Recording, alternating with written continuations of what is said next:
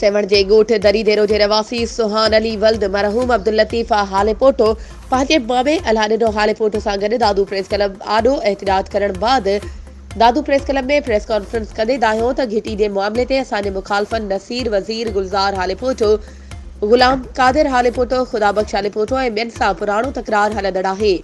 काल मुखालफ़न डंडनि सां असां मथां हमलो करे टिनि ॼणनि सुहान अली मोहम्मद सालेह ऐं रजिब हाले पोटो खे ज़ख़्मी कयो आहे। इलाज अब्दुल्ला शाह अस्पताल सेवण में हलंदड़ आहे। हमलो कंदड़नि खिलाफ़ असां माही ओठो पुलिस थाणे ते वियासीं पर पुलिस मुखालफ़न खिलाफ़ केस दाख़िल करण बदिरां असांखे धमकाए थाणे मां धिका ॾेई कढी छॾियो। हुन चयो त असां मथां हमलो कंदड़नि जी बासर डॉक्टर सॼण हाले पोटो मदद करे रहियो आहे, जंहिं करे सेवण अस्पताल इंतज़ामिया असांखे मेडिकल लेटर न पई ॾे, न वरी पुलिस हमलो कंदड़नि खे गिरफ़्तार करे रही आहे। हुननि DIG हैदराबाद SSP ॼाम शोरो ऐं DSP सेवण खां मुतालबो कयो त फौरी तौर असां मथां हमलो कंदड़नि ऐं उन जे साथारी डॉक्टर खे गिरफ़्तार करे असांखे तहफ़ुज़ ॾिनो वञे। ॿी सूरत में सेवण इंडस हाईवे रोड ते धरणो हयो वेंदो।